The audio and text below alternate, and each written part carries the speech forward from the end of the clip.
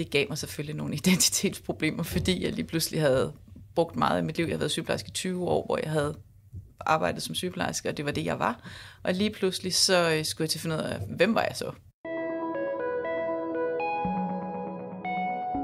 Velkommen. Du lytter til Brancheskiftet. En podcast om at skifte spor i arbejdslivet. Her møder du mennesker, der har taget springet og valgt en ny vej med en erhvervsuddannelse. Det handler om tvivl og mod, om økonomi og identitet, og om at ture og lytte til den ændrede stemme. Måske genkender du noget, måske bliver du inspireret. Din vært er Emily Færm. Og velkommen til, Signe. Tak for det. Allerførst vil du ikke lige kort præsentere dig selv? Jo, jamen, jeg hedder Signe, og jeg er 46 år, og jeg er gået fra at arbejde som sygeplejerske til at være kontorelev. Hvordan havde du det så dengang, du havde truffet beslutningen om, at du simpelthen skulle skifte branche? Jamen, jeg havde en kæmpe lettelse, fordi jeg søgte ud af sygeplejen af en grund. Så jeg kunne bare mærke, at sygeplejen det ikke var for mig mere overhovedet. Jeg begyndte simpelthen at tage mit arbejde med hjem, og begyndte ikke at kunne sove om natten. Og jeg havde egentlig arbejdet samme sted i 16 år, og havde været super glad for at være der, men rammerne ændrede sig lige pludselig inden for det fag. Så da jeg egentlig sagde farvel til sygeplejen, så var det også en kæmpe lettelse. Hvis vi igen lige spoler tiden tilbage, kan du så fortælle lidt mere om, hvad der så konkret skete, da du valgte at skifte fra sygeplejen? Ja, jeg blev påvirket af, at jeg lige pludselig ikke rigtig kunne sove om natten og tog mit arbejde med hjem og tænkte arbejde hele tiden. Og det gjorde egentlig, at jeg blev sygemeldt med stress. Og så valgte jeg simpelthen at sige farvel til det fag. Og så havde jeg egentlig en periode, hvor jeg sådan ligesom skulle finde ud af, jamen, hvad skulle der så ske, og hvad skulle jeg så? Og det gav mig selvfølgelig nogle identitetsproblemer, fordi jeg lige pludselig havde brugt meget af mit liv. Jeg havde været sygeplejerske i 20 år, hvor jeg havde arbejdet som sygeplejerske, og det var det, jeg var. Og lige pludselig så skulle jeg til at finde ud af, hvem var jeg så? Ja. Så jeg valgte egentlig at komme ud og prøve at arbejde i en virksomhed, hvor at de solgte kontormøbler for at sidde og prøve noget helt andet, at sidde på kontor. Og jeg kunne bare mærke, jamen det kunne jeg faktisk godt bruge noget fra min sygepleje af, også fordi der havde vi jo meget administrativt arbejde også, og det gjorde jo også, at det gør man også ud i sådan en virksomhed. Så det var egentlig det, der sådan ledte mig videre til, at jeg så skulle noget andet. Ja, og hvordan kom det i stand, at du kom ud hos den virksomhed? Jamen, det var faktisk noget, jeg fik hjælp til gennem kommunen. Fordi da jeg blev ramt af stress, så kommer man jo ind i det her system. Og så, var jeg sygemeldt måske 4 måneder, eller 5 måneder, nu kan jeg ikke helt huske det, men og så igennem kommunen, der fik jeg simpelthen hjælp til at komme derud, og så arbejdede jeg op i min tid, fordi jeg vidste godt, jeg ville ud og have et arbejde igen. Jeg skulle bare finde ud af, hvad skulle jeg, og hvor ville jeg passe ind hen. Ja. Og så kom jeg egentlig derud og begyndte at sidde og lave en masse på deres hjemmeside, og så, hvordan det var. Og måske også det der med, at jeg lige pludselig ikke havde så meget relationsarbejde, som man har som sygeplejerske, hvor der er ekstremt meget omsorgsarbejde. Og det var faktisk ret lige at få en pause fra. Og så begyndte jeg egentlig at tænke på, jamen, hvordan kommer jeg videre herfra? Hvordan kommer jeg i gang med en uddannelse til noget andet? Så jeg kontaktede endelig en studievejleder inde på Mercantech i Viborg, og så snakkede jeg lidt med ham og fandt ud af, jamen, hvad skal man have af uddannelse for at komme videre, og hvordan får man gang i det? Og hvis vi lige igen tager dig tilbage til dengang, nu siger du, at du har været sygeplejerske i mange år. Kan du også lige sætte lidt ord på, hvorfor valgte du at blive sygeplejerske i sin tid? Jamen, det gjorde jeg helt sikkert, fordi i realiteten så ville jeg faktisk gerne have været jordmor, men det var min karakter bare ikke højt nok til. Og jeg kan godt lide det der med at arbejde i tæt relation med andre mennesker. Jeg kan godt lide omsorgsarbejde. Jeg kan godt lide at have noget med andre mennesker at gøre i mit arbejde. Og det var egentlig derfor, jeg valgte at blive sygeplejerske til at starte med. Og jeg har også været super glad for at være sygeplejerske. Og igen, jeg har også været det samme sted i mange år, hvor jeg har haft nogle rigtig gode kollegaer, jeg har arbejdet tæt sammen med.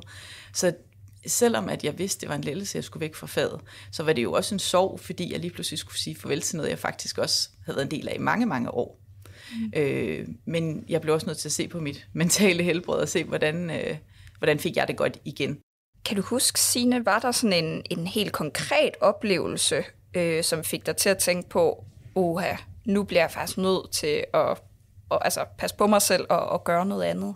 Ja, altså det kom jo løbende. Altså jeg er nok sådan en, når jeg gik på arbejde, så var jeg på arbejde 100%, og der var ingen, der kunne mærke på mig, at jeg egentlig havde det, som jeg nok havde det. I hvert fald ikke ret meget. Det var mere, når jeg kom hjem, jeg kunne mærke det. Og lige pludselig så kunne jeg bare begynde at mærke, at når jeg var sammen med min familie, jeg var fysisk til stede, men mentalt var jeg slet ikke til stede.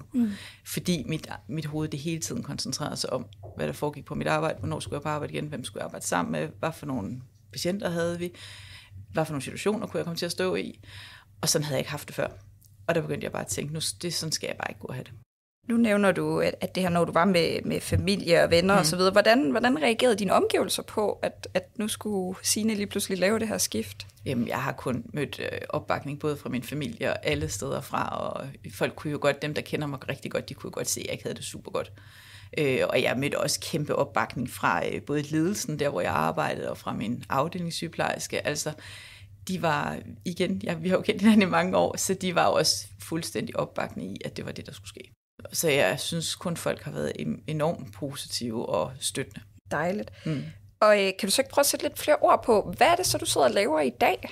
Jo, det kan jeg godt. Jamen i dag, der er jeg ude på Mercantech som kontorelev, hvor der kommer man igennem nogle forskellige afdelinger, når man er derude. Så jeg har været i vores studieadministration, hvor vi hjælper eleverne med, altså når de skal have nogen, der skal danse hold, eller hvis der skal sendes fraværsbreve og sådan noget ud. Og så har jeg også siddet i vores marketings- og kommunikationsafdeling, hvor jeg har været med til at lave nogle events og noget brobygning og sådan nogle forskellige ting. Og så lige nu, der sidder jeg i vores økonomiafdeling. Og udover det, så er jeg faktisk også en del af vores internationale afdeling på Mercantech, hvor vi sender elever ud på oplæring i udlandet, og det er jeg super glad for. Hvad er det, du synes, der er fedt ved det, du sidder og laver nu, for eksempel? Jamen lige det, jeg synes, der var fedt ved at være kontorelev og komme igennem flere forskellige afdelinger, det var det her med, at jeg vidste ikke 100%. Jeg vidste, jeg skulle noget med noget administrativt, men jeg vidste jo faktisk ikke, hvor var det lige præcis, at jeg brændte for at være, fordi det var nyt det hele. Så jeg synes, det var fedt at komme igennem mange forskellige afdelinger, og jeg tænkte blandt andet, okay, økonomi, det er nok ikke mig, jeg er ikke sådan det største matematiske geni, så derfor så havde jeg det sådan lidt, gud ved vel, om jeg kunne være der. Og det kunne jeg jo sagtens, altså det var også, jeg har lært rigtig meget der, hvor jeg også er nu. Så jeg synes jo, jeg lærte noget i alle afdelinger, som gjorde, at jeg ligesom kunne mærke, okay, hvor er det egentlig, jeg hører til? Og det er jeg ligesom landet nede i vores internationale afdeling. Der fik jeg bare sådan en fornemmelse i min mave, hvor jeg bare tænkte, ej, det her, det er bare fedt. Det er både administrativt arbejde, og det er også relationsarbejde til eleverne, så jeg egentlig kan kombinere begge dele. At det ikke kun handler om, at jeg sidder foran en computer hele dagen, men jeg faktisk også har noget kontakt. Og det tror jeg også er lidt det, der også, altså det jeg også tager med mig fra sygeplejen, det er jo det der med, at jeg godt kan lide relationsarbejde. Jeg kan godt lide kontakt med andre mennesker. Jeg kan godt lide at snakke med andre mennesker, interessere mig for det. Og det kunne jeg ligesom kombinere ved at være dernede. Så du føler faktisk, at mange af de kompetencer, du har fra sygeplejen, det kan du også bruge i det, du sidder og laver den dag i dag? 100%. 100%. Altså dokumentation og skrivearbejdet i det, og det der med at have noget struktur og noget overblik og prioriteringsopgaver. Der er rigtig meget, jeg kan tage mig. Har taget med mig dernede i mit arbejde. Ja, og hvordan er det så, Signe, det her med ligesom at være kommet lidt tilbage på skolebænken? Nu har du jo været sygeplejerske i rigtig mange år, og nu bliver du ligesom taget ud af det, og ligesom ryger tilbage på skolebænken. Hvordan føles det? Ja, men det var også i starten, det skulle jeg virkelig lige vende mig til det der med, at jeg egentlig gik fra, at jeg var ekspert på noget, og lige pludselig så var jeg novice i noget helt andet. Men jeg synes egentlig, jeg gik ind i den her uddannelse med at tænke, nu skal jeg bare lære noget nyt. Og jeg glædede mig så meget faktisk til at gå i skole igen og prøve at lære noget helt andet. Men jeg kunne da godt mærke, når man sådan starter en ny afdeling, det der med, at man lige skal finde ud af, at det er faktisk okay at være elev. Jeg behøver ikke have styr på alting. Jeg må godt trække kortet. Jeg er egentlig kontorelev, så jeg har noget ansvar, men overordnet er det ikke mit ansvar, det er en andens ansvar. Og det kunne jeg godt mærke i starten, at det skulle jeg lige finde ud af, fordi jeg jo altid har vant til at have ansvar. Som sygeplejerske, der var jeg også ansvarshavende nogle gange, og man var gruppeleder, og det var, det var noget, man lige skulle vente til. Ja. Og har der så været noget i forbindelse med det her brancheskifte, som du har oplevet som svært? Altså jeg synes, der hvor jeg sådan lige synes, jeg har skulle vende min hjerne til noget andet, det er, at jeg arbejder som sygeplejerske, der arbejder jeg 28 timer om ugen, men som fast aftenvagt. Lige pludselig skulle jeg til at være på fuld tid, og være afsted fra morgen til eftermiddag. Så på den måde har jeg selvfølgelig lige skulle vende mig til det der med, at når man kommer hjem om eftermiddagen hjem til sin familie, så er der lige en anden struktur, man skal til at have kørt ind i det. Og førhen havde jeg også fridag i hverdagene. Det, der er det fede ved det nu, det er jo så, der er ingen helligdagsarbejde, der er ingen weekendarbejde. Hvis vi nu spoler tiden tilbage til det, du stod midt i beslutningen om at skifte branche. Du har allerede nævnt lidt det her med, at så var du til noget afklaring også ved kommunen. Og sådan, men kan du sætte lidt flere ord på igen? Hvad var det, der sådan skete rent praktisk? Altså, hvor søgte du informationen henne, og hvordan kom hele det her ligesom i stand? Jamen altså, jeg søgte jo med informationen på nettet for at finde ud af, hvad jeg egentlig havde lyst til. Og jeg snakkede også med mit netværk, altså kendte også en, der havde taget den her uddannelse, brugt hende og spurgte, hvordan er du kommet ind for det, og hvad har du af baggrund, og skal man have ekstra uddannelse? Jeg skulle også have, jeg er egentlig gymnasieuddannet, men jeg skulle så have sådan 5 ugers EUS online kursus også, for at jeg kunne søge ind som kontorelev. Og det var også noget, jeg fandt simpelthen på nettet, og fandt ud af, hvordan det foregik. Ja. Men jeg brugte meget at spørge mit netværk, og høre, om der var nogen, der kendte til det, og også der jeg var ude i den virksomhed, jeg var, der snakkede jeg selvfølgelig også med dem, der arbejdede derude i forhold til, hvad havde de af baggrund, og hvordan så deres hverdag ud, og hvordan kunne man forestille sig, at det blev.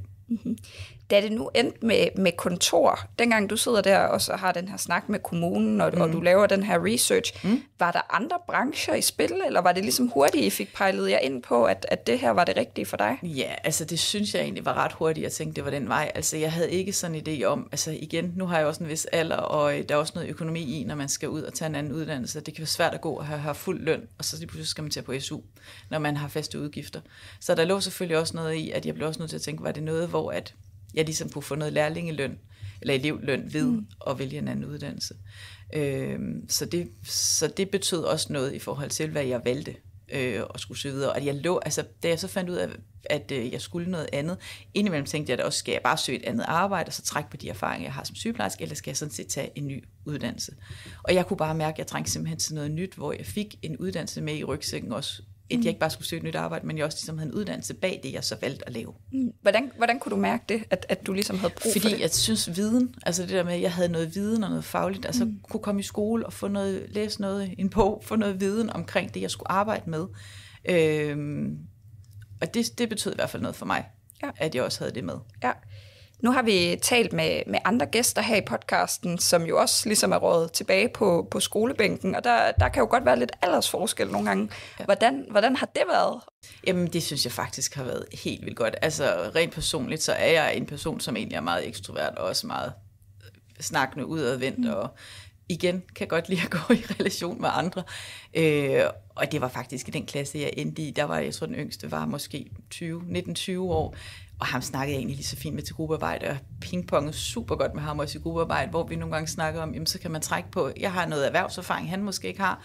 Han er lige kommet ud af skolen og har noget erfaring der, som jeg ikke lige har haft opdateret længe.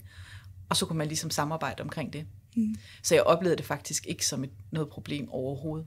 Signe, har du et godt råd til andre, der sidder derude, der måske kunne gå og have samme tanker om at skifte branche på et tidspunkt? Det behøver ikke lige nødvendigvis at være samme skift som dig, men bare sådan på et generelt plan. Jamen helt sikkert, gør det. Spring ud i det. Altså, følg din mavefornemmelse. Altså, det har jeg bare lært i det her forløb, at følge min mavefornemmelse. At man har mange tanker ind i hovedet. Nej, kan det lykkes? Kan jeg finde ud af noget andet? Og hvad tænker andre? Og jeg tror bare, man skal være ligeglad med det, og så skal man bare følge sin mave og tænke, ved du hvad, om så er jeg 50, eller hvad jeg er. Det er aldrig for sent at skifte til noget andet. For mig, der handler det bare i bund og grund om, at jeg vil gerne være glad på mit arbejde.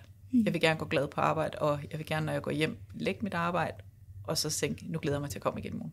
Ja. Og det her, for mig handler det også meget om, nu har jeg også selv store børn, som også er i gang med en uddannelse som socialrådgiver, og en anden er ved at finde ud af, hvad hun skal. For mig handler det også meget om, og det giver jeg meget videre til dem også, det der med, jamen tag den tid, det tager til at finde ud af, hvad du har lyst til. Du skal ikke skynde dig med at tage en uddannelse, fordi alle andre siger det, og du kan også skifte din uddannelse senere hen, og det siger de også selv, det der med, at man behøver ikke gå den lige vej hele tiden. Du kan godt tage alle de der små veje for at finde ud af, hvad vil jeg så? Og det er i hvert fald rigtig vigtigt for mig at give videre. Hvad synes du er det fedeste ved dit arbejde nu? Jamen det er jo, altså nu er jeg jo, jeg er lidt en delt, stilling lige i øjeblikket, hvor jeg er 3 dage om ugen nede i vores internationale afdeling, og så er jeg 2 dage i økonomi. Og det er fordi, jeg faktisk har fået job nede i vores internationale afdeling, når jeg er færdig som kontorelev, og fået lov til at fortsætte dernede. Og jeg har også selv været i forbindelse med min kontoruddannelse, der har jeg faktisk selv været 5 uger i USA også, hvor jeg har været på det, der hedder oplæring i udlandet, hvor jeg har været på et universitet derovre og prøvet at arbejde med administrative opgaver. Hvor det så har været støttet af det, der hedder Erasmus Plus midler. Og det gad jeg virkelig godt give videre til nogle af de elever, vi har, at det her det er bare en rigtig fed oplevelse.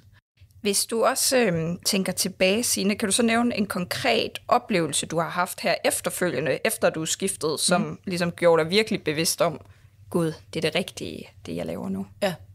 Jamen, jeg ved ikke, om jeg sådan kan sige en helt speciel oplevelse. Det er mere den fornemmelse, når jeg går hjem fra mit arbejde. Hvis jeg går hjem fredag, så går jeg ikke hjem og tænker, nej, jeg overgår ikke næsten ikke, nu er det snart mandag igen, og så er weekenden overstået. Jeg glæder mig til at skulle på arbejde hver dag. Og den følelse havde jeg ikke til sidst, da jeg arbejdede som sygeplejerske. Altså, jeg synes, det var svært at skulle afsted på mit arbejde. Fordi jeg var ikke glad. Og det betyder rigtig meget for mig, at når du går på arbejde, jamen så er det dejligt at holde weekend, men det er altså også dejligt at skulle tilbage til mine kollegaer og tilbage til det arbejde, jeg laver.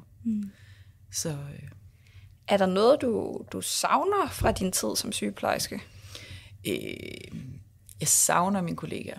Altså jeg savner igen, jeg har arbejdet som fast aftenvagt i mange år med det samme hold, og jeg har meget også med de samme mennesker. Der kan jeg godt mærke nogle gange, det der bånd, man ligesom havde, og man kendte hinanden rigtig, rigtig godt. Og vi har jo fulgt vores børn vokset op, for de var helt små, og kunne følges ad på den måde. Der kan jeg godt mærke det der med, at man lige pludselig skal til at være et nyt sted, lære nye mennesker at kende. Men om der er noget specielt, jeg lige sådan savner, det synes jeg faktisk ikke, der er. Det er slet ikke sådan, når jeg kommer ind forbi sygehuset, at jeg tænker, her skal jeg tilbage til igen. Og jeg ser faktisk heller ikke mig selv nogensinde komme til at arbejde som sygeplejerske igen. Okay. Hvis jeg skulle tilbage til noget, så skulle det være noget administrativt inden for sygeplejen, hvor man måske var med til at... det kunne være over i noget sekretariat inde på sygehuset. Det kunne jeg godt se mig selv igen. Men det der med at skulle tilbage til selve sygeplejen, det kan jeg slet ikke se mig selv i. Har det her brancheskift, du har lavet, har det gjort noget ved din faglige identitet? Ja, det har det jo, som jeg også lige nævnte lidt i starten, det der med, jeg havde ikke rigtig nogen identitet, da jeg stoppede som sygeplejerske. Jeg følte, hvem er jeg så? Jamen, og det tog mig også noget tid, og det var det også, igen som jeg sagde, sådan lidt en soveproces, man skulle igennem, fordi det har været en kæmpe del af min identitet. Og når man var, jeg havde for eksempel en oplevelse, hvor vi skulle til noget forældre, komme sammen med en af mine børns klasse, sammen med forældrene, og så skulle vi sådan lave en runde, hvad vi lavede, eller præsentere os selv, og der var jeg lige stoppet med at arbejde som sygeplejerske, og jeg kendte dem ikke særlig godt, og det der med, at det er noget til mig, og man sådan skulle sige, at jeg hedder Signe, og jeg havde det så svært med, hvad jeg lige skulle sige, hvor jeg simpelthen, jeg er egentlig sygeplejerske, fordi jeg var også stolt af at være sygeplejerske. Jeg var rigtig stolt af, at jeg kunne sige, at jeg var sygeplejerske, fordi jeg var så glad for det erhverv, jeg havde på et tidspunkt. Og så det der med, at man lige pludselig skulle sige, at jeg er egentlig ikke sygeplejerske mere, men jeg ved faktisk ikke rigtigt, hvad jeg skal. Men folk var super søde og opbakkende, og de synes bare, det var en spændende proces, jeg havde gang i, og glædede sig til at høre, altså, hvad jeg endte op med at finde ud af, hvad jeg ville. Og en kom også hen og sagde, at hun stod lidt i den samme proces, og så vidste ikke rigtigt, om hun skulle blive det erhverv, hun var i nu.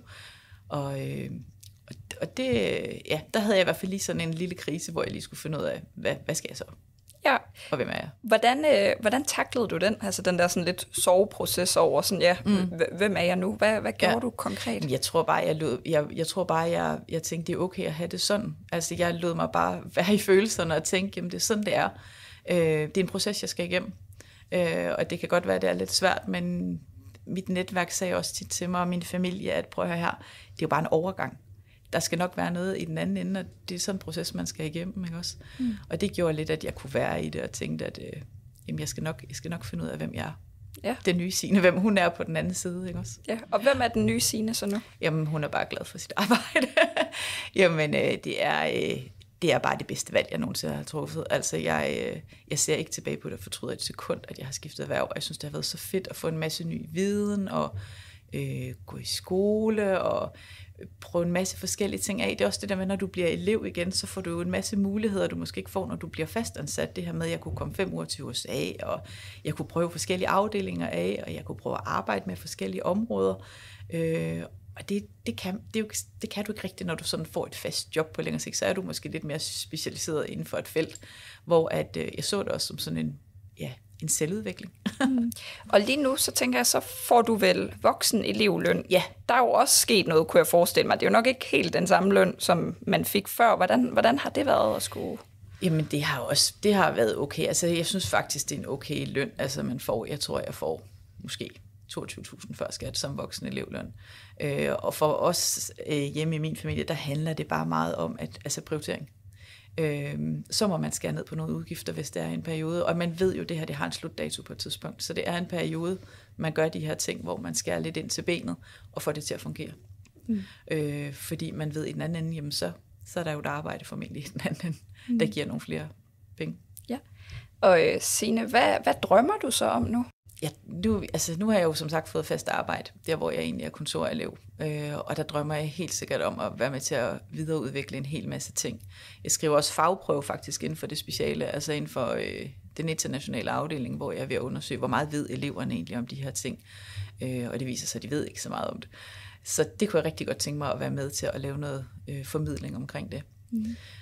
Og ellers så har jeg nok jeg har nok indset, at det her med, man kan godt have nogle drømme, men jeg drømmer ikke så langt frem hele tiden. For mig handler det hele tiden om, at jeg mentalt har det godt i det, jeg er i. Og så kan det da godt være, at 5 år jeg tænker, nu skal jeg noget andet, fordi nu trives jeg ikke i det her mere. Men jeg har holdt op med at have de der langsigtede planer for alting, fordi jeg har også bare fundet ud af, at det ikke altid det lige holder stik, at man skal det. Og Signe, hvis jeg så her afslutningsvis spørger dig, er du færdig med at skifte branche? Hvad vil du så svare? Det tror jeg er. Hvis det er, jeg skal noget, så bliver det måske noget videreuddannelse inden for det her.